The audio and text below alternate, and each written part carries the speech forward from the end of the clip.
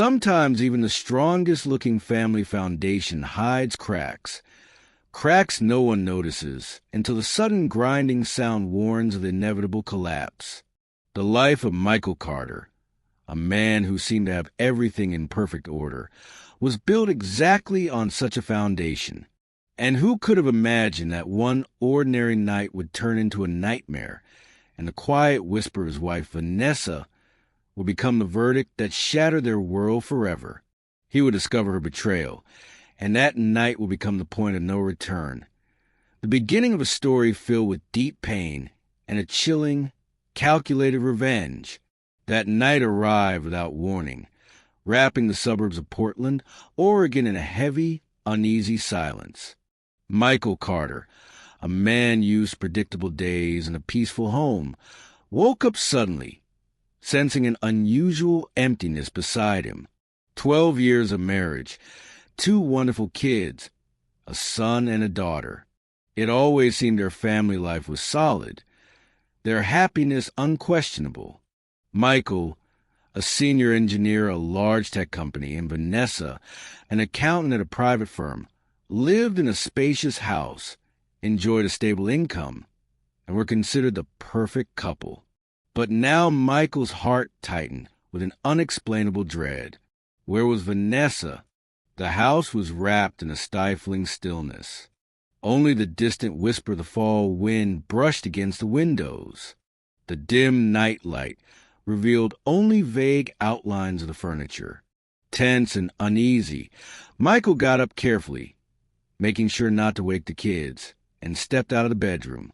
The moment he entered the living room, he noticed a faint glow. Vanessa was sitting on the couch with her back to him, hunched over the bright screen of her phone. Her fingers moved quickly, nervously, across the keyboard. Michael froze in the shadow of the doorway, trying not to reveal himself, and the words that slipped from Vanessa's lips pierced him like ice. "I miss you so much," she whispered. In the silence of the night, her whisper echoed like a gunshot inside Michael's mind. "Yeah, tomorrow, like we planned. Kisses." A cold wave rolled over him. He knew he was invading her privacy, but he couldn't pull himself away. Like the nightmare had wrapped its hands around him. A second later, Vanessa put her phone down and exhaled shakily. Michael made a point of scuffing his foot loudly against the floor. Vanessa jerked in surprise and turned around. Her face was tense, fear flickering in her eyes, but she forced a smile instantly. "You're awake? Why aren't you sleeping?" she asked, trying to sound calm, but Michael heard the tremble in her voice. "I woke up. You weren't there," he said quietly, stepping closer. "Everything okay?" Yeah, everything's fine," she replied too quickly, turning away as if looking for something on the table. Her phone screen had already gone dark. "Just couldn't sleep. Wanted some water." "Uh-huh." Michael glanced at her phone, lying face down. He could feel the suffocating tension hanging in the air. "I can make some tea if you're awake." No, it's fine," Vanessa muttered, standing up. She passed him without meeting his eyes. "Go back to bed. I'll be right there."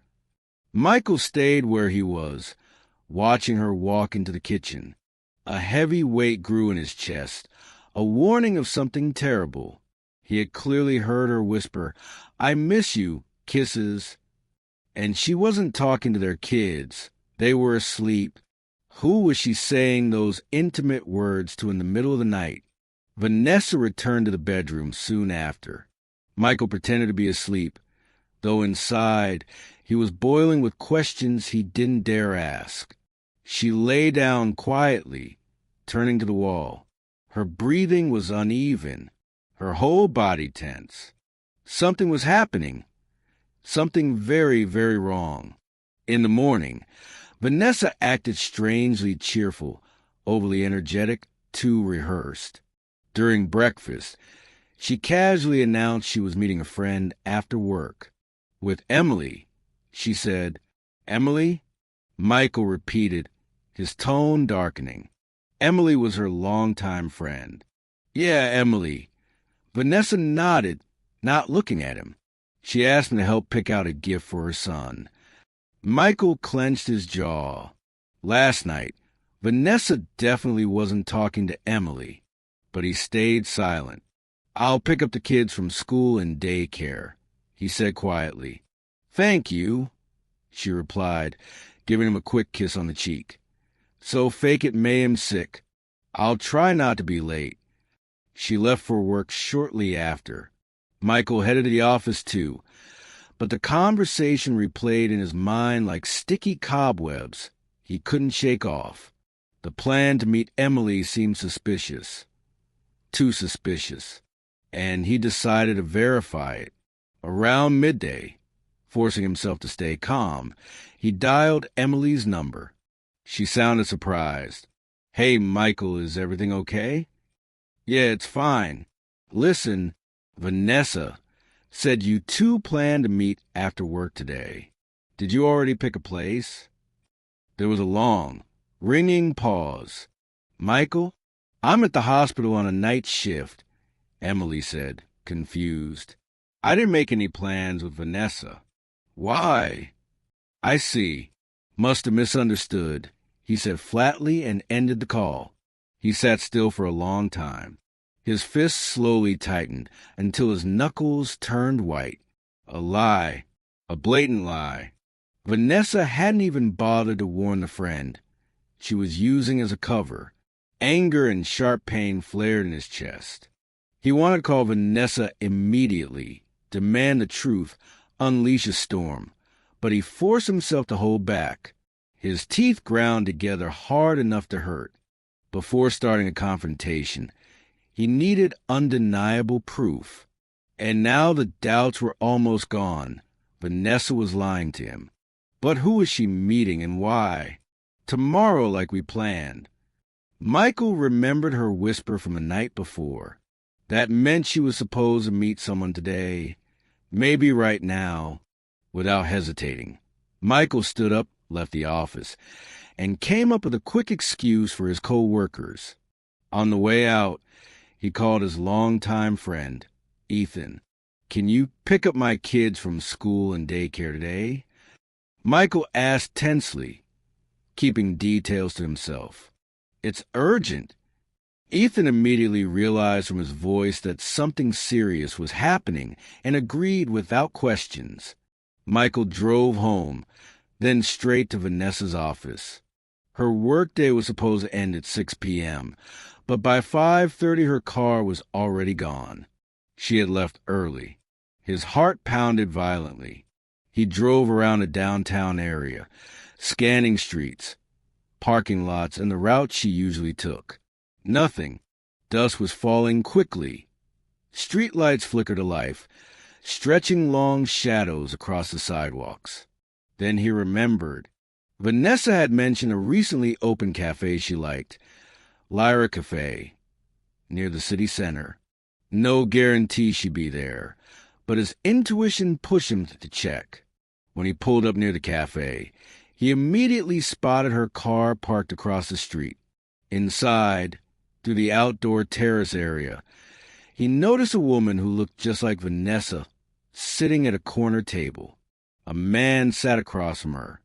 Michael couldn't see the man's face clearly from the car, but he saw the man reach across the table and gently place his hand over hers. She didn't pull away. She leaned in slightly. A flash of hot anger surged through Michael's veins. His vision tightened. His jaw locked. His worst fears were unfolding right before his eyes.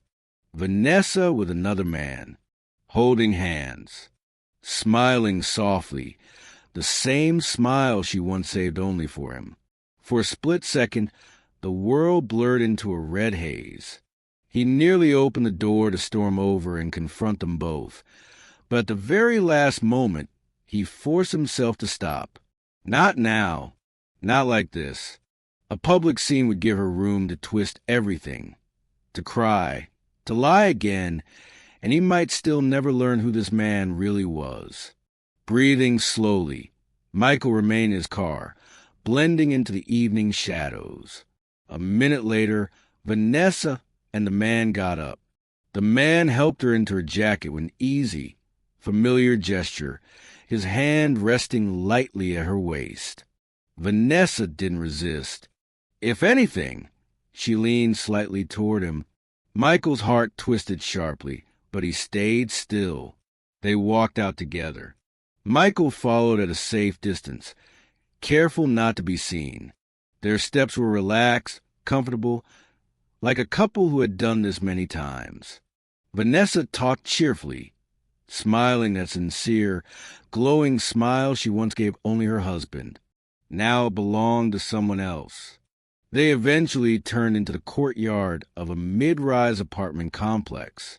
Michael's heartbeat thundered in his ears. At the entrance, the man pulled out a set of keys. Vanessa glanced around briefly, as if checking for anyone nearby, but didn't notice Michael hiding just behind the corner. The man opened the door and gestured for her to enter first. She stepped inside. He followed. The door closed quietly behind them, shutting Michael out from the world that had just collapsed in front of him. He exhaled slowly. There was no doubt anymore. Vanessa was seeing someone else, and she had just walked into that man's apartment. Behind the closed door, the atmosphere was tense and charged. The man, Chris, greeted Vanessa with an affectionate hug, sensing her lingering nervousness after sneaking away from home. She tried to smile back, still shaken from the fear that someone might have seen them. The secrecy, the lying, it wore her down, but the forbidden closeness kept pulling her in. She dropped her jacket and shoes, sinking onto Chris's couch, trying to steady herself. "It's been stressful hiding everything," she admitted quietly. "Sometimes I think Michael suspects something." Chris shrugged, dismissive. "Come on. You said he spends most evenings buried in work. He doesn't notice anything." Vanessa wanted to believe that, but she knew Michael had grown distant lately, withdrawn. Maybe because he sensed her slipping away. "It still scares me," she whispered, uncertainty flickering in her eyes. "If he finds out, I don't know what will happen," Vanessa whispered. "He won't," Chris said firmly, cutting her off before pressing a confident kiss to her lips. "Stop thinking about it." A vibration interrupted them. Chris's phone lit up on the side table. He glanced at the screen, annoyed. His wife was calling again. "Great. Again," he muttered. He dismissed the call, then powered the phone off entirely. Vanessa watched silently, her expression tightening with conflicted emotions. Chris noticed and smirked, pulling her closer. "Jealous," he teased. "Come on. I'm right here with you. She thinks I'm working late." Vanessa flushed and shook her head. "No, it's just unpleasant. Lying at home, lying here." She turned away, biting her lip, trying to quiet the voice of guilt in her mind. Chris wrapped an arm around her shoulders, his tone soft but insistent. "Sometimes you have to make sacrifices for what we have. You knew what you wanted."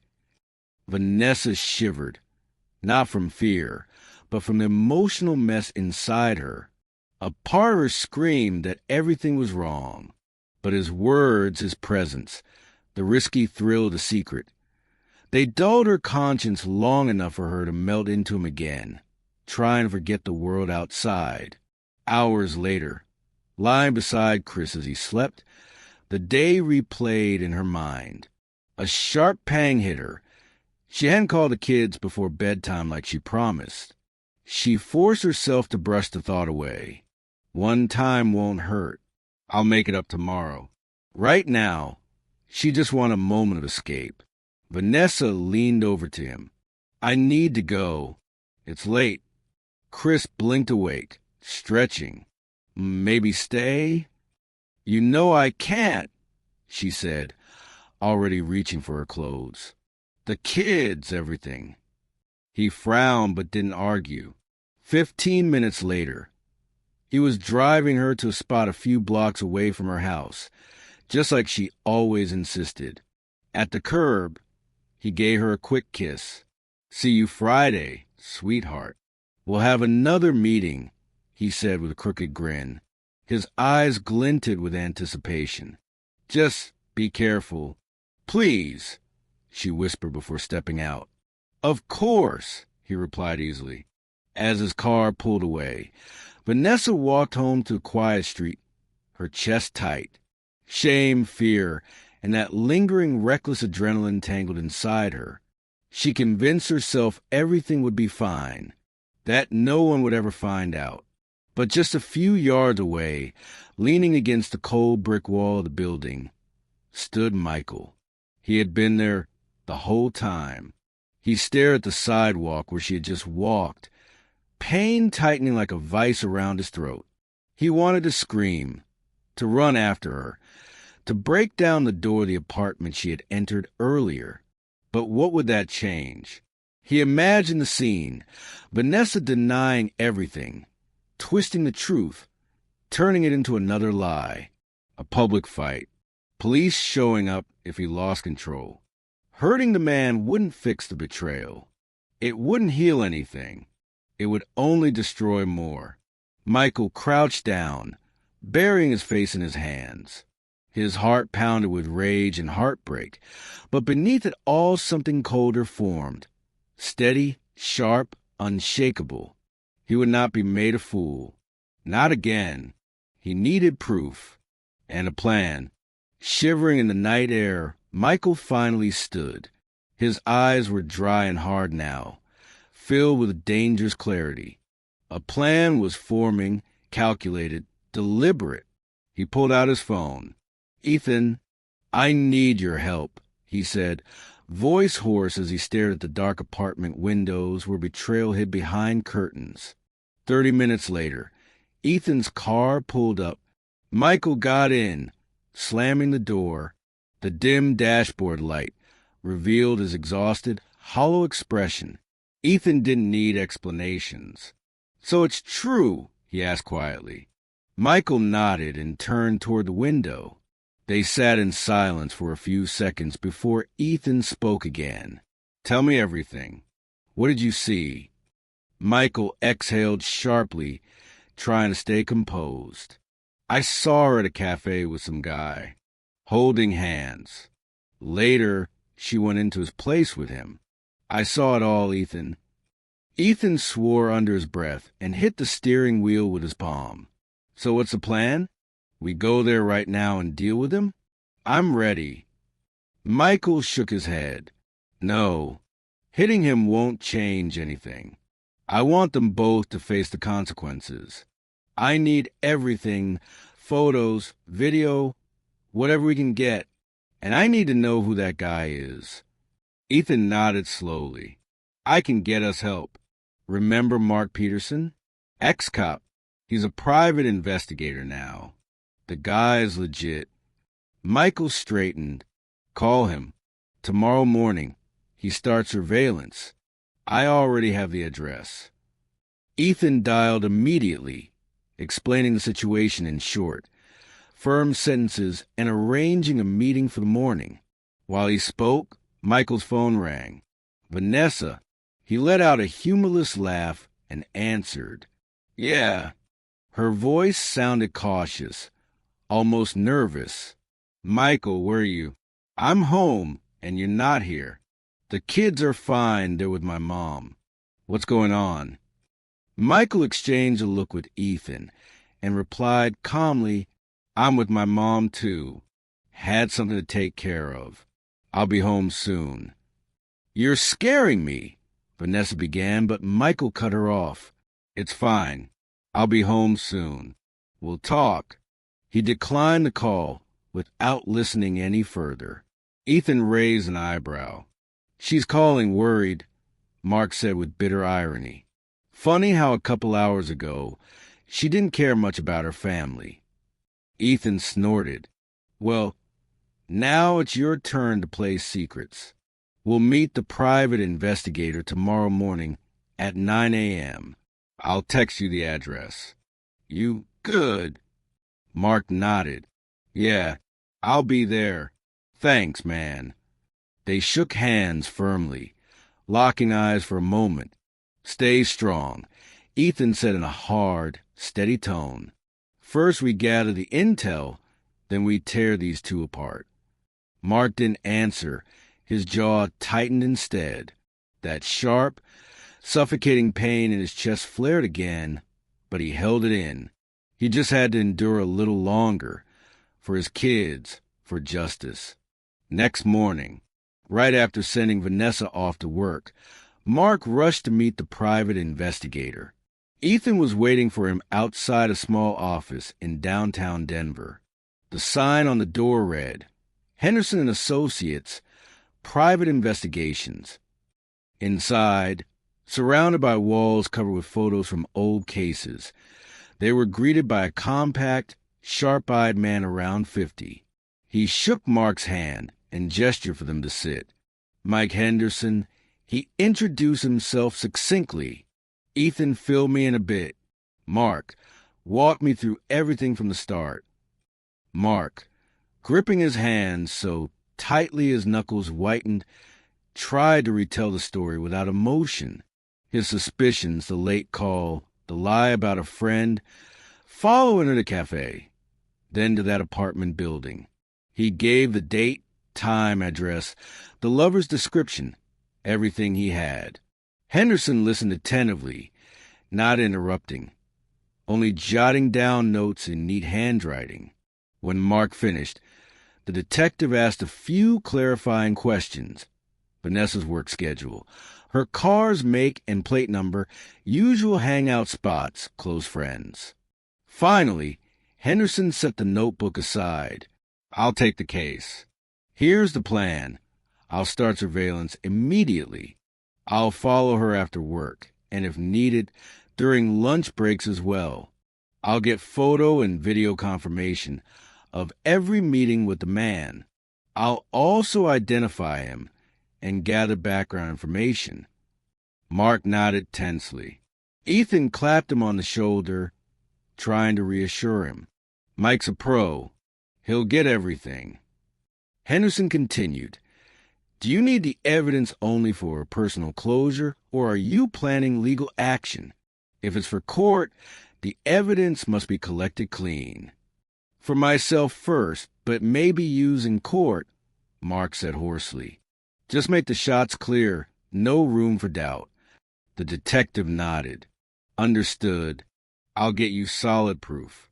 I won't contact your wife or her circle. Everything stays discreet. You only need to stay calm and avoid suspicion. Can you handle that? Mark clenched his fists. I can. They shook hands and agreed to communicate only through an encrypted messenger. As Mark was leaving, Henderson met his eyes and said calmly, Stay strong. This is never easy, but we'll see it through. The man's confidence gave Mark a small sliver of relief. 1 week later, a torturous week of pretending. Vanessa kept having her meeting with friends and urgent work sessions. And Mark acted as if he believed every word, hiding his pain and anger behind a blank mask. The detective sent proof daily. A photo of Vanessa kissing the guy in his parked car. Another of them entering the apartment building, arms around each other. Another of them leaving a few hours later, relaxed and smiling. Every new piece of evidence burned Mark's chest like acid, but he forced himself to swallow it, turning agony into cold, focused fury. Finally, Henderson compiled a complete report. They met in person one evening. The detective handed over a flash drive and printed photos. In the colored pictures, Vanessa and her lover were captured in painfully intimate, undeniable moments.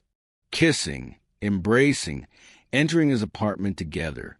Her face glowed with happiness, which made Mark's heart twist even harder. His hands trembled as he looked through every photo.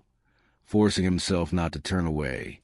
"The man's name is Chris Walker, 38, Henderson said dryly.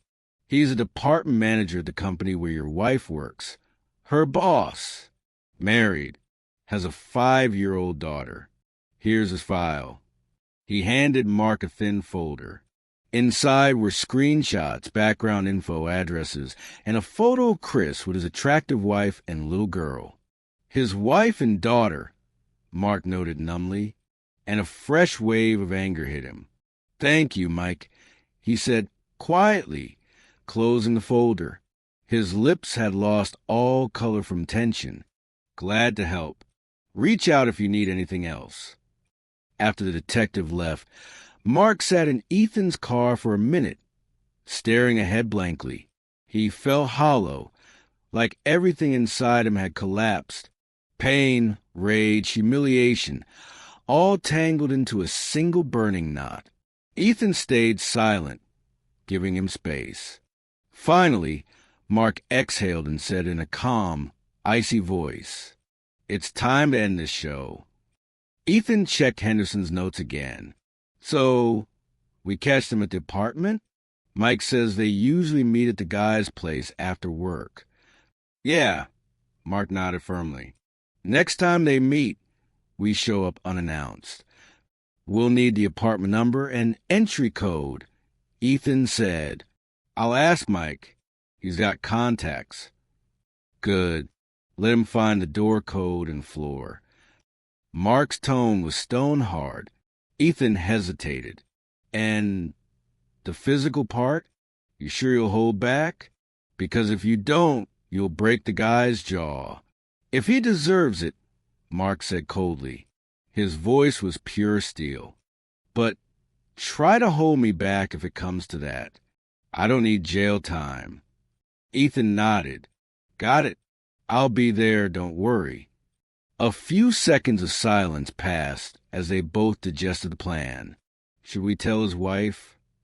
Mark asked, narrowing his eyes. "Mike said that guy's married." Mark said coldly, "I'll tell her later. First, we handle this." "And Vanessa's parents?" Ethan whispered. "Afterwards." Mark sighed heavily. "Understood," Ethan said. He gave Mark a firm, supportive handshake. "All right, then. I'll wait for your signal." It didn't take long. 2 days later, on Friday, Vanessa told Mark she might be late at a corporate meeting. Mark responded calmly, face unreadable. Of course, there was no meeting. According to Henderson's tip, Chris had invited Vanessa over after work. The PI confirmed. Around 7 p.m., both arrived at Chris's apartment. Mark's hands gripped the steering wheel tightly. Beside him, Ethan sat, ready to intervene if needed, just to support his friend. "Ready?" Ethan asked quietly. Mark nodded, his eyes fixed on the dark windows of the third-floor apartment. Inside, Vanessa was with another man. Mark's chest burned with uncontrolled fury. "Let's go," he said, stepping out. The door was locked, but Ethan had obtained the code from the PI. A minute later, they were climbing the dimly lit stairs. The smell of cooking and old carpets filled the landing, a stark contrast to the storm about to erupt behind the apartment door. At the door, Mark paused. Voices came from inside. Vanessa laughing, a man speaking. They had no idea that justice was waiting just beyond the threshold. Mark's body tensed. His breathing quickened. He nodded to Ethan, who moved to the side. Mark struck the door near the lock. The wood shook. A second hit, and the lock snapped. The door burst open. A man's voice echoed, startled. Mark crossed the hallway in 3 steps. In the living room, 2 figures froze, Vanessa and Chris. Both looked shocked. Chris instinctively stepped in front of Vanessa, attempting to shield her. Vanessa gasped, panic-stricken. "Mark." Mark didn't answer. He advanced. Chris, trying to look confident, stammered, "Who? Who are you? How dare you? Mark didn't wait. He struck, hitting Chris squarely, sending him backward. Chris stumbled, knocking over a floor lamp. Stop, Mark. Vanessa screamed, rushing forward. Mark pushed her aside. No explanations. Justice first. Chris staggered to his knees, wincing in pain, muttering threats. Mark grabbed him by the shirt collar. Call the cops. Tell them what you've been doing while married. Chris tried to resist, but Mark slammed him against the wall. He slumped to the floor, stunned. Enough, Mark. Ethan said firmly, putting a hand on his friend's shoulder. He gets it. That's enough. Mark's chest heaved as he tried to calm himself. Across the room, Vanessa cowered against the wall, tears streaming, unable to speak. This is just the beginning, Mark whispered, taking a step toward her. Vanessa pressed herself against the wall, eyes wide, silent. Dima and me, I'm sorry, Vanessa whispered, her voice barely audible, fragile as a thread. Mark looked at her with cold disgust. Don't say a word. You betrayed me, destroyed our family. You don't deserve forgiveness. Vanessa broke down in silent sobs, covering her face with her hands, shaking uncontrollably. Ethan watched cautiously, ready to step in, but Mark didn't move against his wife. His fury and contempt burned far deeper than any physical blow could. Bending toward the man on the floor, who was groaning quietly, Mark hissed, If I ever see you again, I won't hold back.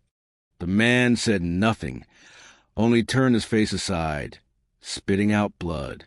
Mark straightened and tossed several photographs onto the floor, proofs collected by the private investigator.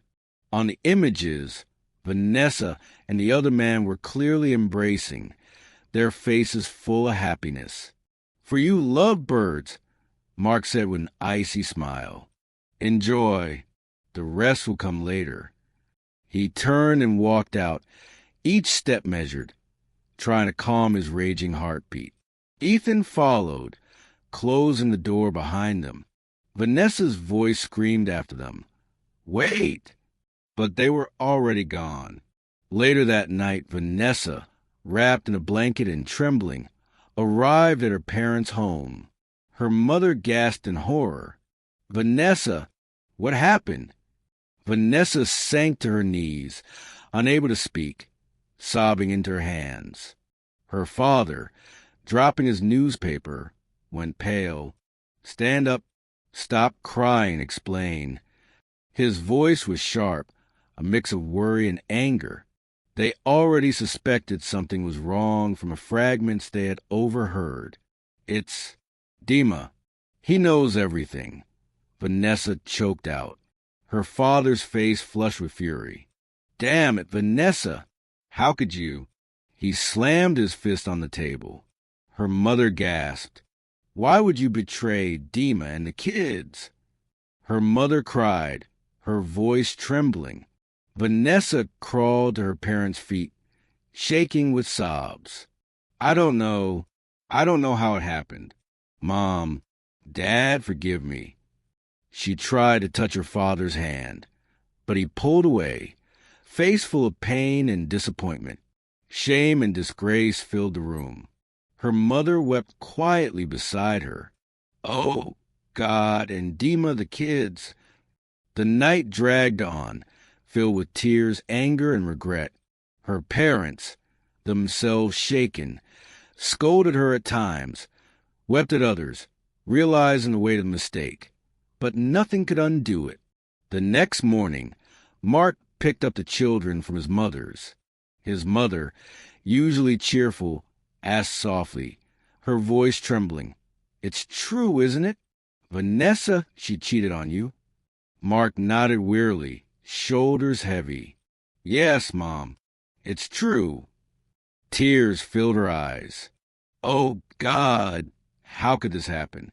Stay strong. I am, Mark replied bitterly, already feeling steadier than yesterday. "We're on your side," she said, placing her hand on his shoulder. "We'll support the kids, and you. No mercy for her mistakes." "I won't forgive her," Mark said firmly, gaze unwavering. "It's over." His mother nodded slowly. "Right. Betrayal isn't something you forgive. My only concern is the children. They won't be hurt. They'll be with me, and you. Time will tell what comes next." Later that evening, after putting the kids to bed, Mark heard the doorbell. His in-laws stood at the door, weary, sorrowful. Vanessa had apparently told them everything. Mark invited them in. Silence filled the living room, heavy with unspoken words and grief. "We have nothing to excuse ourselves," his father-in-law said finally. "We came to apologize for Vanessa." Mark smiled bitterly. "For what? You didn't destroy my marriage." "We know, but we feel responsible too. We failed to guide her," his father said, voice breaking. Mark gestured to sit. "I appreciate that you came," he said quietly, "but this situation cannot be fixed." "We understand," his mother-in-law whispered. "Vanessa is devastated. Swears she doesn't know how it happened." Mark clenched his fists. A 6-month-long affair isn't an accident. The parents exchanged guilty looks. Finally, his father-in-law nodded. "You're right. No forgiveness. We only want help if needed, with the kids or the divorce. Vanessa knows we're on your side." Mark met his father-in-law's eyes, seeing genuine remorse. "Thank you," he said briefly. "The kids will stay with me. I won't deny them time with their mother, but we won't live under the same roof again." "Of course," his mother-in-law said, relieved. "Leave the apartment to you and the kids. Vanessa can stay with us," the father added. "She's not worried about property disputes right now, I assure you," Mark said with a nod. This was the least of his concerns. "And the children?" his mother-in-law asked quietly, her eyes full of concern. "They know." Well, the boy is perceptive. He noticed Mom was often absent lately. He probably suspects something went wrong. The girl, she's too young to fully understand. She just misses her mother. Poor children, what has she done? Vanessa's mother murmured, her voice heavy with compassion. Mark's father-in-law gently embraced his wife's shoulders. "Let's not burden him too much," he said, standing. "We're always ready to help however we can. Stay strong. Son, you're like our own." Mark only pressed his father-in-law's hand silently. Forgiveness wasn't theirs to give, but he appreciated their support. Once they left, Mark felt both empty and relieved. The truth had been acknowledged, and now all paths forward were clear. Vanessa's parents did not defend their daughter. They accepted reality, however bitter it was. That meant only one thing. Mark could take the next steps toward a stable, honest life. A week after Vanessa left their home, Mark received a video call from her. Their daughter, 7 years old, brightened instantly at the sight of the screen. "Mommy," she exclaimed, waving. The 10-year-old son, however, turned away, his shoulders tense. Mark braced himself for the difficult conversation. Vanessa appeared on the screen, tearful and anxious. "Hi, my dears, how are you?" "Hi, Mom," the daughter shouted, pressing her face to the screen. "We miss you. When will you come?" Vanessa sniffled, her eyes glistening. "Soon. I promise I'll see you soon." The boy's voice was full of hurt. "You promised to take us to Chestnut Park last week, and you didn't come. Why?" Mark gently intervened. "Not now. He's not ready." The boy, aware of much more than his age suggested, stood abruptly. "Don't call me that," he shouted, fists clenched. You betrayed us, Mom. He stormed out, slamming the door. Vanessa broke into desperate sobs on the screen. Mark comforted their daughter, holding her close and whispering that he loved her and that things would get better. Gradually, she calmed down and he tucked her into bed. Later, Mark spoke quietly to his son, who lay face down, trembling. "Son, let's talk," he said softly, sitting beside him. The boy didn't reply, but shivered with suppressed tears. "I know it hurts and it's unfair," Mark said gently. "But we have each other, me, Grandma, Grandpa. We all love you." "Mom," the boy mumbled. "She still loves you," Mark replied carefully. "But she made a big mistake, and now she has to face it." "Why, Dad? Was it our fault?" "No, my boy. It wasn't you. Mom made a bad choice, but she's still your mother. She'll live separately now." The boy's eyes blazed with anger. "I don't want to see her. She betrayed us and you. She lied." Mark held him firmly. "I understand your anger. You have the right to feel it. But one day, maybe you'll see she still loves you. We'll get through this. Together, I'll always be here for you." The boy finally broke down, crying into his father's chest. Mark stroked his head, letting him release his pain. In the following week, Mark filed for divorce, submitting all the evidence collected by the private investigator. Vanessa, confronted with undeniable facts and her own remorse, did not contest the proceedings. She moved in with her parents, leaving Mark with the children, the home, and all shared property. The court awarded the children to Mark, recognizing his ability to provide stability and love. Vanessa could see them by arrangement, but the early days were hard. The children's hearts were wounded. The son remained distant, while the daughter gradually adjusted, surrounded by love from her father and grandparents. Mark devoted himself to his children, helping with homework, reading bedtime stories, and creating a warm, secure environment to heal their emotional wounds. Vanessa faced her downfall painfully. Her reputation was shattered, friendships broken, and she lost her job. The man she had been involved with also suffered consequences. His family dissolved, his career impacted, and his own children were legally protected from him. Meanwhile, Mark, having endured pain and fury, finally found peace. He preserved his family's integrity, surrounded by people he could trust. His home became a place of honesty and stability. The scars remained, but a new, clean chapter began, with the lessons of betrayal and justice etched into his life.